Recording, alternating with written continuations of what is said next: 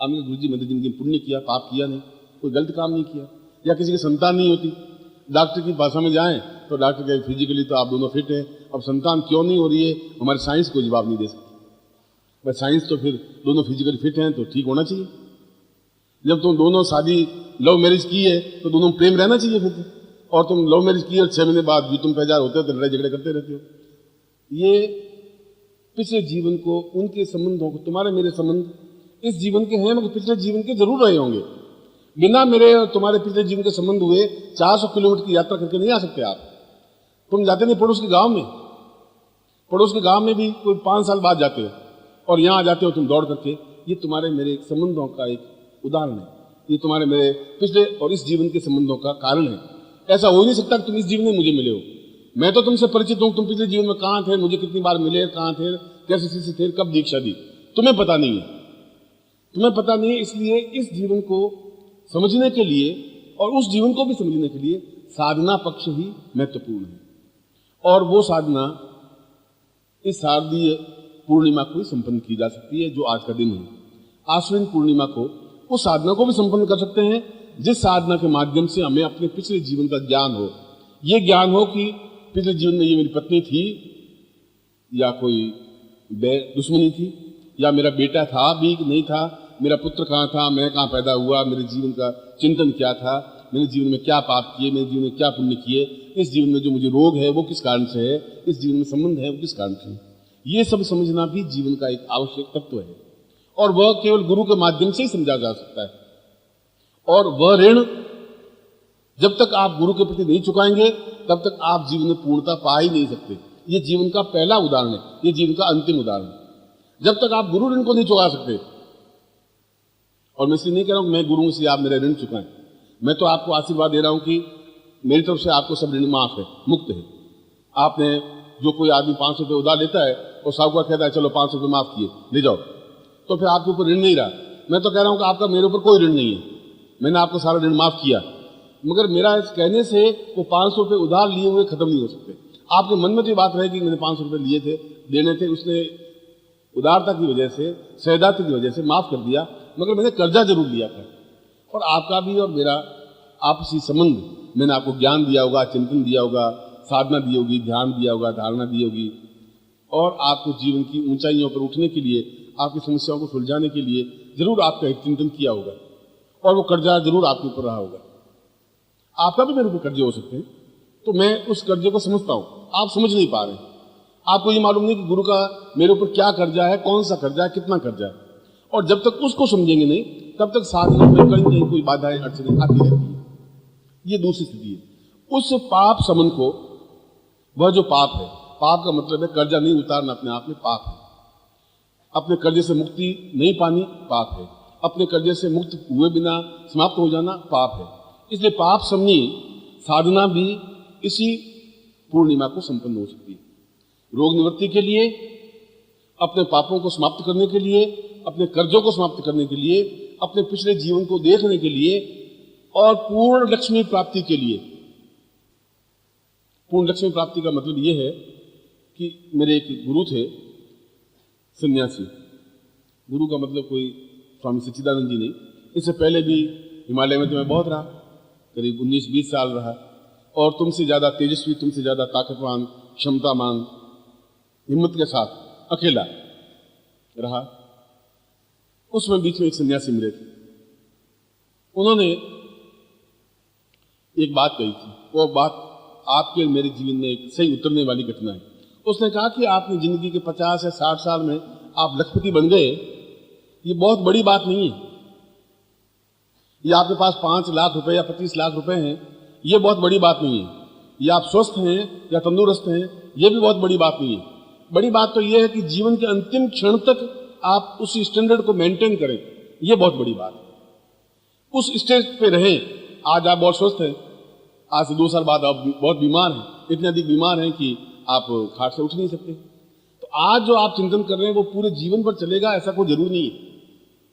मेरा उदाहरण है कि सेठ सांगीदास, आपने शायद सुना होगा, आज से 40-45 साल पहले, और मैंने उनको बहुत निकटता से देखा है। इसलिए देखा कि वो ननिहाल के थे, फलोदी के थे, उनकी हवेली आज भी 1 करोड़ रुपए की हवेली फलोदी जैसे रेगिस्तान में बनी हुई है। और रुई के मुंबई के बहुत बड़े सट्टेबाज थे, सट्टा खेलने वाले जुआरी थे। अपनी जिंदगी में उन दिनों में मैं उनकी 2 घटनाएं बता करके आपको उदाहरण देना चाहता हूं। वे गए इंग्लैंड, सेठ सांगीदास, सन 1938 में, जब अंग्रेजों का राज था। तो पूरा जहाज, पानी का जहाज किराए पर लिया। उसने कहा जिस जहाज में मैं बैठूंगा उस जहाज में और कोई नहीं बैठ सकता। बहुत घटिया बात है कि मैं भी बैठूं और आम टुच्चा आदमी बैठ जाए, मैं नहीं, ऐसा। पूरी जहाज किराए पर लिया। 200 ड्रम पानी के गंगा जल के भर के रखे कि गंगा जल के अलावा वहां कुछ नहीं पिएंगे। यहां भी गंगा जल पीते हैं तो वहां भी गंगा जल पिएंगे। पूरे नौकर चाकर, लवाजमा, रसोइये, खान पान, तोते, मैना, वो सब उस पानी में रखे, अपने उस जहाज में रखे और पूरा लाव लश्कर लेकर इंग्लैंड गए। इंग्लैंड में जब उतरे तो अंग्रेज बड़े आश्चर्यचकित कि साला ऐसा कौन सेठ आ गया कि पूरा जहाज किराए पर और कोई 200 दासियां, 400 नौकर और दोस्त और भाई और संबंधी और रिश्तेदार और गंगा जल का रोटियां बनाने वाला रसोईया, 200 रसोईये। वहां एक होटल, बहुत बड़ा एल्बर्ट होटल था। उसको कहा कि कितने कमरे? उसने कहा कि 450 कमरे। 450 कमरे बुक कर लीजिए और कोई ठहर नहीं। जहां हम ठहरेंगे वहां और कोई नहीं ठहरेगा। कितने दिन ठहरेंगे? मर्जी है, महीने भर ठहरे, 2 महीने ठहरे, तुम्हारा जो भी चार्ज हो आप पहले एडवांस ले लीजिए। और उस समय के जमाने में $2 लाख का चेक काट के दे दीजिए, तो और कुछ बकाया हो तो बाद में देखते रहेंगे बस। फिर आप होटल के अंदर गए, 2-4 कदम गए, फिर बाहर आ गए। उन्होंने कहा नहीं, इस होटल में नहीं। तुम्हारा होटल कितने का है? उसने, जैसे मान लो मुझे कोई पूछे कि आपका हॉल कितने का है, कितने पैसों का है, तो मान लो ये 10 लाख का हो और मैं यूं ही आपको कह दूंगा अच्छा 50 लाख का, बोलिए। ठीक उसी प्रकार से उनका मान लो $20 लाख का होगा, तो उसने कहा कि $50 लाख, ये 50 आप छोड़, छोटी छोटी $50 लाख छोड़िए, बस आज से तुम्हारा होटल गया, मैं ले रहा हूं, क्योंकि मैं 200 किराए के मुकाम में नहीं रह सकता। ये कुछ जची नहीं बात। उन्होंने $50 लाख देकर के होटल खरीद दिया। फिर उसमें रहे, महीने भर रहे। महीने भर रहने के बाद में वहां एक अपना जो बहुत सेवा करने वाला था अंग्रेज लड़का, उसको होटल पूरा देकर के वापस इंग्लैंड आ गए। ऐसे थे सेठ सांगीदास। ये जीवन भी मैंने उनका देखा है। ये जीवन भी देखा है कि एक दिन में रुई के सट्टे में 40 करोड़ रुपए खो दिए। 40 करोड़ रुपए एक दिन में घाटा लगा उनको, ये भी मैंने देखा है। और ये भी देखा है मैंने कि कालबा देवी रोड है बंबई में, कालबा देवी रोड पर सड़क पर उनको पड़े हुए मांग करके रोटियां खाते हुए भी देखा है। उनके 4 लड़के थे, चारों कपूत, और उनके पास में से गाड़ी में निकलते, उनको रोटी नहीं खिलाते बाप को। और बाप को जो आपके परिचित है, मेरे परिचित, मैंने कभी डबल रोटी दे दी तो खा ली, और टाट पर सोते सोते उसकी जिंदगी खत्म हुई। ये तीनों घटनाएं मेरी आंखों की घटनाएं, मेरे सामने की घटनाएं। इसलिए मुझे उस सन्यासी की बात याद है कि आज आप जितने संपन्न हैं, ये जरूर नहीं कल भी संपन्न हो। जीवन का अंतिम क्षण तक आप किस लेवल पर हैं। आज बहुत अच्छे हैं, और गामा पहलवान, जिसका पूरे भारतवर्ष में नाम कि गामा पहलवान जैसा, उसने अंग्रेजों को 10 बार नीचे गिराया और हिंद केसरी कहलाया। आपको मालूम नहीं उसकी मृत्यु कैसे हुई? गामा पहलवान की मृत्यु एक प्राइवेट खैराती दवाखाना, खैराती का मतलब धार्मिक दवाखाना, वहां से पैसा जेब में नहीं, एक पैसा नहीं था, तो उस दवाखाने से दवा लेने गया। दवा लेकर के जब वापिस आ रहा था तो कमजोरी में इतना कमजोर कि चक्कर खाकर के एक नाली में गिर गया और वही नाली में उसकी डेथ हो गई। अब गामा पहलवान की मृत्यु इतना कमजोर हो जाए कि 4 कदम चल नहीं सके, नाली में गिर जाए और कोई उठावे नहीं, और वहां पड़े पड़े उसकी मृत्यु हो जाए। आप कल्पना कर सकते हैं जीवन जो आज आपका है, ऐसा जरूरी नहीं है अगले 10 साल भी ऐसा चले। इसलिए जीवन का अंतिम क्षण हमारा कैसा बीतेगा? जंगल में मरेंगे कि घर में मरेंगे कि बेटों के बीच में मरेंगे, कि लावारिस मौत होगी, कि गोली से मृत्यु होगी, कि बम के धड़ाके से मृत्यु होगी, कि 30 विश्व युद्ध में मृत्यु होगी, हमारा क्या मृत्यु होगी, हमारी आंखें रहेगी, स्वास्थ्य रहेगा। ये सब भी तभी चल सकता है जब आपके पास साधना का बल हो। साधना का बल हो, आपके पास साधना की शक्ति हो और गुरु की ताकत हो। बिना गुरु की ताकत के मैं भी नहीं चल सकता, बिना गुरु की ताकत के आप भी नहीं चल सकते, क्योंकि बिना रोशनी हम देख नहीं सकते। जिंदा तो रह सकते हैं, आंखें तो हमारी हैं, देख नहीं सकते। आज लाइट बंद कर दें, हम दिखाई देना बंद हो जाएगा आंखें होते हुए भी। गुरु अपने आप में एक आंख है जो आपको गाइड कर सकता है कि ये तुम्हारा गलत काम है, अगर वो गुरु है तो। यदि वो चापलूस है, यदि गुरु भिखारी है, यदि भिक्षुक है, आपको जीव जोरी करने वाला है, तो वो गुरु नहीं बन सकता। गुरु तो वो जो डांट के आपको कहे कि ये गलत है तुम्हारा काम, ये तुम ठीक नहीं कर रहे हो, तुम्हें ये साधना करनी चाहिए, नहीं करोगे तुम पछताओगे। कड़वी बात वो कह सकता है जो तुम्हारा गुरु हो सकता है। भिखारी वो हो सकता है जो आपको मीठा कहे कि ये थोड़ा मीठा बोलेंगे तो 5 रुपये 10 रुपये दक्षिणा रख देगा। कड़वा बोले अपन क्या कर्म फूटे इसके, अपन क्यों कड़वा बोले। अच्छा भाई तुम बहुत महान, तुम राजा कर्ण, तुम दानी, तुम महान, तुम योगी। तो उन्होंने सोचा गुरु जी इतना मीठा बोले, चलो 10 रुपये रख देते हैं, आप 10 रुपये रख देंगे। वह तो भिक्षुक है, वह भिखारी है, वह गुरु नहीं बन सकता। गुरु का तात्पर्य है कि जो आपको हाथ पकड़ के कह सके कि तुम्हें ऐसी साधना करनी चाहिए। ये जीवन के पुण्यदायक कार्य बिना गुरु के, बिना साधना के जीवन में पूर्णता आ ही नहीं सकती। आज तुम बहुत अच्छी फैक्ट्री लगा दो, तो जरूर नहीं जिंदगी भर तुम्हारी फैक्ट्री चलेगी।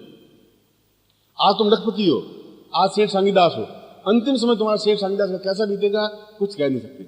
आज तुम बहुत बलवान हो शरीर से, अंतिम समय गांव पहलवान का कैसा बीतेगा ये तुम्हें कुछ नहीं कह सकते।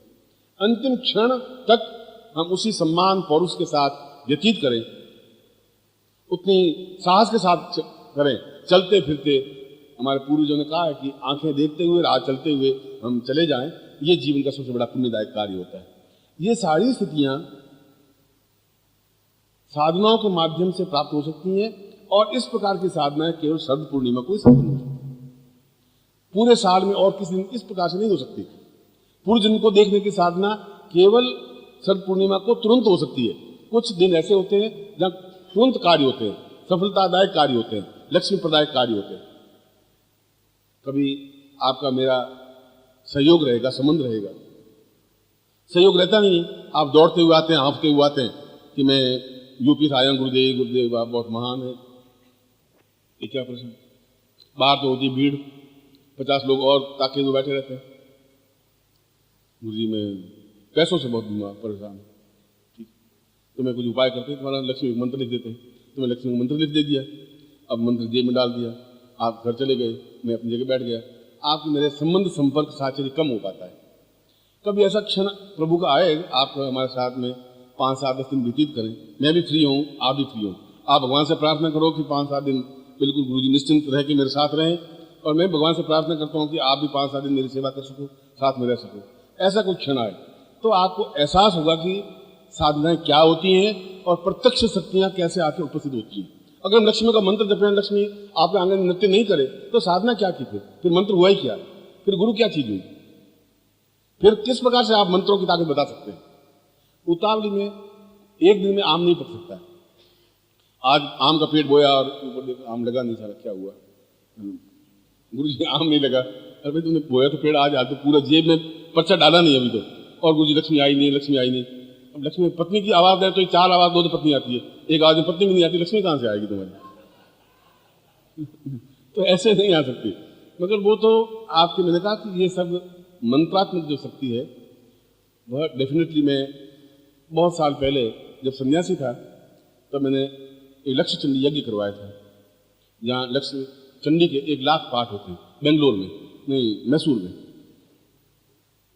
वहाँ एक चामुंडियार थे, महामंत्री थे उनके, वहाँ के महाराजा के। तो वो थोड़ा कुबुद्धि था, चालाक तो नहीं था, किसी बात में तर्क वितर्क करने वाला। मैं इस बात की चिंता करता नहीं था, जब पूरा ज्ञान है तो मैं ऐसा निर्भीक था, और आज भी निर्भीक हूँ। इस बात की चिंता नहीं करता कि कौन, मैं ये सोचता हूँ कि न तो मुझे कोई अहित कर सकता है, न मेरा नुकसान पहुंचा सकता है, न मुझे किसी से याचना है। तुम मुझे कुछ दे नहीं सकते, तुम सब मिलकर के कितना दोगे, 100 रुपये भी दोगे तो 10,000 रुपये होंगे, और मैं अपनी शक्ति से या मंत्रों से 5 लाख रुपये कभी 5 मिनट में इकट्ठा कर लूँगा। जो तांबे से सोना बना सकता है वो तुम्हारे इस रुपये से क्या होगा, कितना फर्क पड़ेगा, 10,000 25,000 से क्या फर्क पड़ेगा। मैं इस बात की भी चिंता की नहीं। वहाँ लक्ष्य चंडी में मैं पूजन करवा रहा था, तो एक दिन पूरा गणपति पूजन होता है, 2 दिन पूरा चंडी पूजन होता है, 3 दिन ऐसा। नवग्रह जिस दिन स्थापन हुए तो हमने पूरे सुबह 8 बजे से दोपहर को 3 बजे तक नवग्रह स्थापन करवाए। तो उस चामुंडियार ने कहा कि गुरुदेव लक्ष्मी नवग्रह स्थापन हो गए। मैंने कहा नवग्रह स्थापन हो गए, अब आगे की विधि। तो नवग्रह में कौन कौन स्थापन हुए महाराज, तो पूरे 10,000 पंडित बैठे हुए, मैं अकेले नहीं था, दक्षिण के पंडित थे, वे उत्तर के भी पंडित थे, और 10,000 पंडित थे तब 1 लाख पाठ कर पाते थे दक्षिण की तरफ। 10,000 पंडित, आप कल्पना करो कितनी दूरी तक बैठे होंगे, और रोज एक ब्राह्मण एक पाठ करता था, और माइक लगे हुए थे। तो हमने कहा कि सूर्य, चंद्र, मंगल, बुध, गुरु, शुक्र, शनि, राहु, केतु, ये 9 ग्रह हैं, 9 ग्रह स्थापन किए।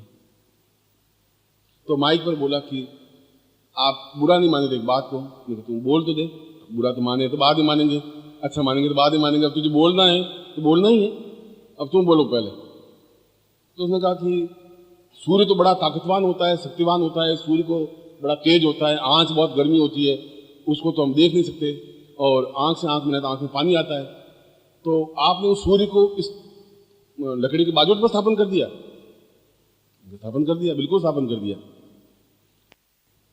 उनका आग कैसे जलेगा? आज जल ही नहीं सकता। उसमें अगर मेरे पास शक्ति नहीं होती या मंत्रात्मक शक्ति नहीं होती तो उन ब्राह्मणों के सामने मुझे फीका पड़ना ही पड़ता। मतलब मेरा तो उस समय मान अपमान होता ही होता, कोई आदत नहीं थी। अब उनके सामने चुनौती की बात की, अगर ये आपने सूर्य स्थापन किया है तो इसमें गर्मी होनी चाहिए फिर, या फिर ये सूर्य नहीं है, ये फ्रॉड है, ये नकली है, ढोंग है। मैंने तो मंत्रों से उसको स्थापन किया था। अब इनका बिना तंत्र बल के ये काम नहीं हो पाएगा। मैंने कहा ऐसा करिए, आप स्नान करके आइए। मैंने कहा 5 मिनट मिलेंगे तब तक मैं तांत्रिक रूप से स्थापन कर दूंगा। तो मैंने कहा कि वो तो देखा जाएगा, स्नान करके आएगा, कपड़े बदल के आएगा, तब तक तो मैं तंत्र का सहारा ले लूंगा।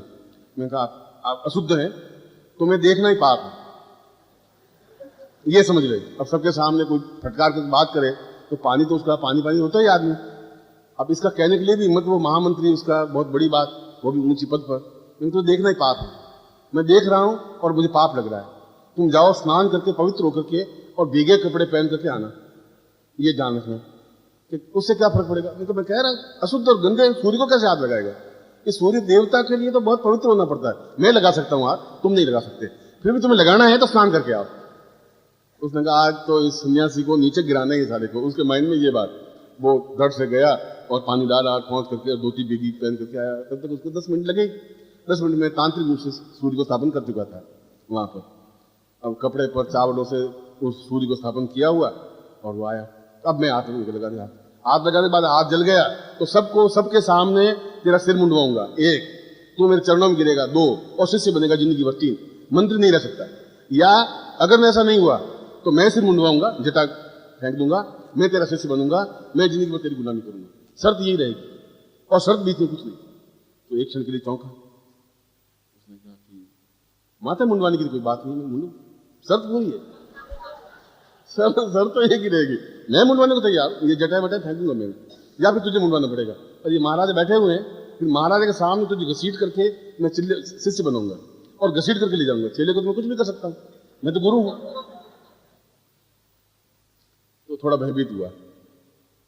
फिर उसने सोचा कि ये गपोड़ है, ये ऐसा सूर्य कहां स्थापन होगा, ये तो मुझे डराने के लिए हिपोक्रेसी कर रहा है। तो उसने कहा कि आप भी सोच रहे ना सन्यासी जी, क्योंकि मैं तो सोच कर जवाब दे रहा हूं, और तुम अपनी नौकरी, अपनी प्रतिष्ठा, अपनी पत्नी, अपने पुत्र बच्चे, उन सबकी सोच करके सोच रहा हूं।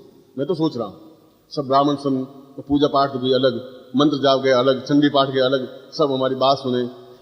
उस समय भी मेरी भी प्रतिष्ठा दाव पे लगी हुई, उसकी प्रतिष्ठा भी दाव पे लगी हुई। उसने कह तो दिया, पंगा तो ले लिया, अब क्या करे। उसने कहा अगर ये सूर्य में इतनी दाहकता है तो हाथ में फफोले पड़ने चाहिए। मैं कहा तुम 2 मीटर को तो हाथ जलेगा, तो फफोले पड़ने की बात कह रहा है, जलेगा, गारंटी के साथ जलेगा, मैं कह रहा हूं तुम्हें। तो उसने कहा कि नहीं जला तो मैं तुम्हारा शिष्य बन जाऊंगा। मैंने पहले कहा, सब ब्राह्मणों के सामने कह रहा हूं, तुम यही मेरा मुंडन करवा देना और मैं शिष्य बना देना, नौकर बना देना, मैं जिंदगी भर तुम्हारी नौकरी करूंगा, तुम्हारे घर में रहूंगा। मैं ब्राह्मण तो नहीं करूंगा, मैं सन्यासी नहीं रहूंगा। क्रोध में बोला था, मगर ये ध्यान रखना कि मैं छोड़ूंगा तुझे नहीं, मैं तुझे बर्बाद कर दूंगा, ये तुझे बता देता हूं। मैं तुझे यहां घसीटता हुआ ठेठ अपने घर तक ले जाऊंगा, और जैसे गुलाम और दास को ले जाते हैं वैसे ले जाऊंगा। ये न महाराजा बोल सकेंगे न तुम्हारे और नौकर चाकर बोल सकेंगे, मैं सबको भारी पड़ूंगा फिर तो साहब हिम्मत करके खड़ा हो, अच्छी बात, देखा जाएगा। क्योंकि अब देखा जाएगा तो अपन भी देख लेंगे। ब्राह्मण सब खड़े हो गए, मैं आप सब बैठते। वो सूर्य का जो बाजूड़ था वो पूरा अखबारों में छपा हुआ है, मेरे पास कटिंग है, अगर आप कहेंगे तो मैं कल बताऊंगा आपको कटिंग पूरे। उसमें वहाँ की भाषा जो है क्या तमिल भाषा कह रहे, कन्नड़, कन्नड़ भाषा में पूरा पेज छपा हुआ, मेरा फोटो उनका फोटो छपा हुआ। ये बात तो बहुत पुरानी हो गई। उसने क्योंकि तांत्रिक विधि से सूर्य को स्थापन किया हुआ था, तो उसमें गर्मी तो थी, इतना तो मुझे कॉन्फिडेंस था कि इतना तो मंत्रात्मक ताकत है मुझे। और जो ही उसने उंगली रखी, उंगली एकदम से फफोला पड़ गया। देखो उंगली, अब पूरा हाथ लगा, उंगली से कुछ होगा ही नहीं तेरा, उसने हाथ लगा, हाथ पूरा ये जल के बाल बाल फफोले से पड़ गए एकदम से। आप उसमें पूरे हाथ रखोगे 1 मिनट पूरा, मैं मंत्र पढ़ूंगा, उनका मैं मर जाऊंगा, मैं तू मरे जिंदा रहे, हाथ पूरा लगा सूर्य को। और फिर मैंने उसको ऐसा गुलाम तो कुछ नहीं बनाया, मगर उसने बड़ी माफी मांगी, सिर जरूर मुंडवाया, नाई को बुलवाया, ऐसा किया है। मैंने कहा ब्राह्मणों का इसने अपमान किया है, और ब्राह्मणों का अपमान करने वाले को ज्ञान मिलना चाहिए। महाराज ने कहा महाराज छोड़ दीजिए गुरुजी आप। मैं कहा मैं छोड़ दे, मेरे क्या करना है, ऐसा नौकर रखूंगा तो ही भारी पड़ेगा, साला खाएगा 10 रोटी और मैं खाता 2 रोटी, मेरे तो में ऐसा नौकर चाहिए भी नहीं, मैं तो नहीं चाहता महाराज। मगर इसने ब्राह्मणों का जिस ढंग से अपमान किया है, जिन्होंने बोला है दूसरा ब्राह्मण होता आज उसकी क्या प्रतिष्ठा रहती। आपने मुझे बुलाया, आचार्य पद पर बिठाया कि आप सब के आप आचार्य हैं, आप देवताओं को स्थापन करें, और फिर मेरा अगर यहाँ अपमान हो जाता या मैं नहीं कर पाता तो मेरी स्थिति इन ब्राह्मणों के बीच में कितने जूते पड़ते मेरे, या मेरी क्या स्थिति बनती। एक उदाहरण दिया है कि मंत्रों के माध्यम से हम लक्ष्मी को साक्षात प्रकट नहीं कर सकें तो फिर हमारा ब्राह्मण तो बेकार है, फिर हमारा मंत्र बेकार है, फिर मैं तुम्हें शिष्य कहना बेकार है, फिर तुम मंत्र जाप करे वो सब बेकार है। यदि आप में इतना कॉन्फिडेंस, तंत्रात्मक वह पूरी शक्ति साधना हो, यदि हम करें और लक्ष्मी या सरस्वती या देवी या जगदम्बा या हिडिंबा जब प्रकट नहीं हो, सामने प्रत्यक्ष नहीं हो, तो जीवन का कुछ अर्थ नहीं रहेगा। इतने तेजस्वी तुम बन सको तो मेरे शिष्य बन सकते हो। खाली शिष्य मुंह से बोलने से, हमें गुरु बोलने से शिष्य गुरु नहीं बन सकता। तलवार की धार पे चलने की वाली बात होनी चाहिए। मैं तलवार की धार पे चलकर आपको दिखा सकता हूं, फिर तुम भी चलोगे तब होगा। फिर तुम कहोगे पैर लहूलुहान हो गए, इसमें पैर रखेंगे तो क्या होगा गुरुजी, मेरे पीछे पत्नी है, 4 बच्चे छोटे छोटे हैं गुरुजी, और तलवार पे पांव कैसे रखें, फिर साधना नहीं हो सकती। साधना का मतलब है कि जीवन में करना है तो फिर करना है, या तो हम टॉप पे चलेंगे या समाप्त हो जाएंगे।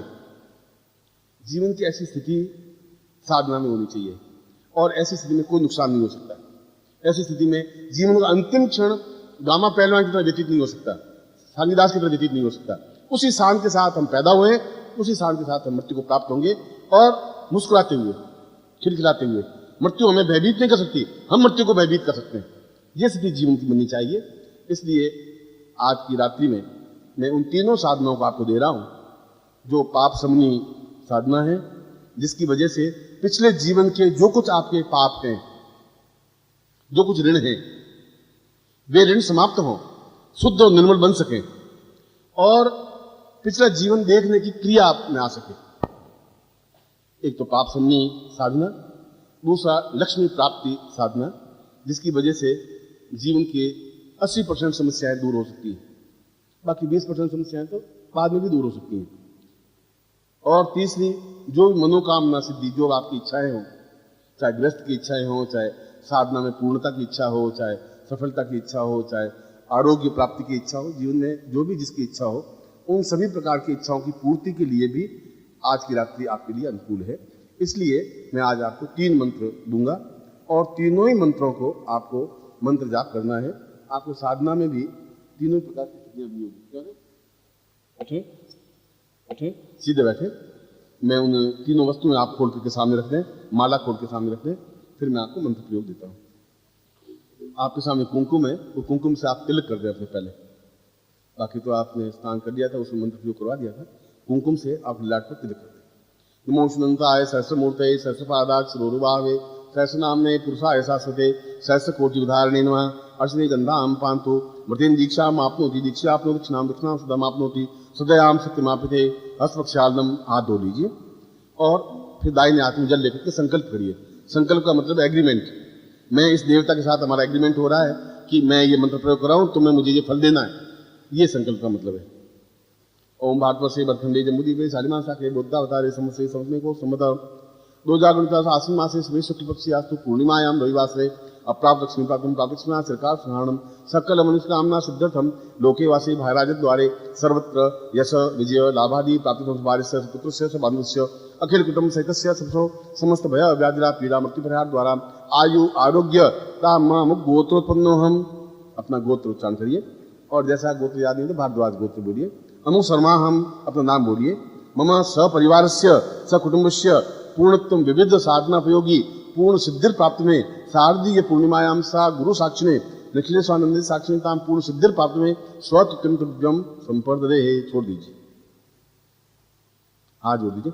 नमो सुदंताय सा पूर्वा अथास्मानं सकृते कल्याणत्वं दीर्घासं शीर्षते लक्ष्मी सपत्न्यां बहुरात्रे पार्श्वे नक्षत्रानुवाद निखाणां सर्वसोऽपि लक्ष्मी नमः।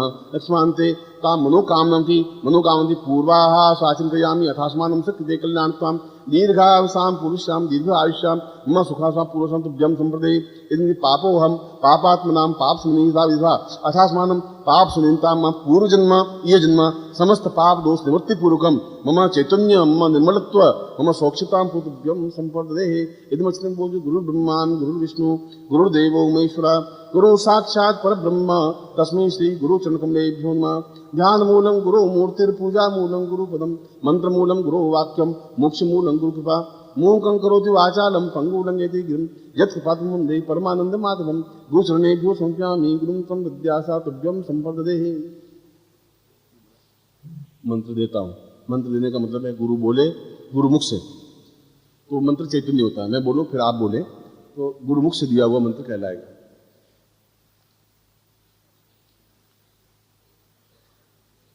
बोलिए ओम ऐंग ऐंग वरद वर दायिनी सिद्धिम अतुलनीय आकस्मिक धन प्राप्ति रीम रीम फट। एक बार वापिस ओम ऐंग ऐंग वरद वर दायिनी सिद्धिम अतुलनीय आकस्मिक धन प्राप्ति रीम रीम फट। दूसरा मंत्र बोल रहा हूं। ओम श्रीम क्लीम ऐंग रीम रीम श्रीम श्रीम नमः। ओम श्रीम क्लीम ऐंग रीम रीम श्रीम श्रीम नमः। और तीसरा मंत्र ओम स्वर्णाकर्षण भैरवी अप्सरायै मम मनोवांछित कार्य सिद्ध्यर्थम रीम फट। ओम स्वर्णाकर्षण भैरवी अप्सरायै मम मनोवांछित कार्य सिद्ध्यर्थम रीम फट। ये तीनों मंत्र निर्मोही आपको लिखवा देगा या यहाँ बोर्ड पे लिख देगा, जिससे आप उसको शुद्धता से अपने पन्ने पर या कागज पर उतार दें। एक बात तो ये अभी 12 बजे और 1 बज गया, एक घंटा इस मंत्र जाप को करेंगे। 1 घंटा एक मंत्र जाप करेंगे, फिर अगले घंटे 1 घंटा और मंत्र जाप करेंगे, फिर अगले घंटे 1 मंत्र। 4 बजे आपको मंत्र जाप संपन्न कर देना है। और फिर 4 बजे के बाद में 1 माला गुरु मंत्र जाप करेंगे। 1 माला गुरु मंत्र जाप प्रारंभ में करनी चाहिए। जब शुरू करें मंत्र जाप तब 1 माला गुरु मंत्र जाप करना चाहिए। ओम परम तत्वाय नारायणाय गुरुभ्यो नमः। और आपके पास गुरु चित्र होना चाहिए। गुरु चित्र नहीं हो तो बैज है उसको सामने रख दीजिए, और नहीं तो गुरु चित्र ले लीजिए। एक बात तो ये। फिर आपके पास जो भी माला है उस माला से 1 माला गुरु मंत्र जाप करिए। फिर पहला मंत्र है, उस मंत्र की 1 घंटे में जितनी भी माला हो सके उस माला मंत्र जाप करिए। उसके बाद में दूसरा मंत्र है, उसकी 1 माला मंत्र जाप करिए। फिर तीसरे मंत्र है, उस तीसरे की 1 घंटा मंत्र जाप करिए। मेरी राय में आप 4 या 4:15 बजे तक इस काम को संपन्न कर देंगे। यानी कुल 1 घंटा 3 घंटे आपको मंत्र जाप में देना है, आधा घंटा उसमें देना है। 4:30 बजेंगे, उसके बाद में आरती होगी। आरती होने के बाद प्रसाद वगैरह करके फिर आप जब नीचे उतरेंगे तो मैं आपके स्वागत के लिए तैयार रहूँगा। और आपको कोई प्रश्न हो, कोई शंका हो तो आप बोल जाइए। उस माला से मंत्र जाप करेंगे। इसके लिए किसी चित्र की जरूरत नहीं है। जो आपके सामने सामग्री है वो सामने 3 तरह की सामग्री है, 3 तरह के मंत्र हैं, उस प्रकार से मंत्र जाप करेंगे।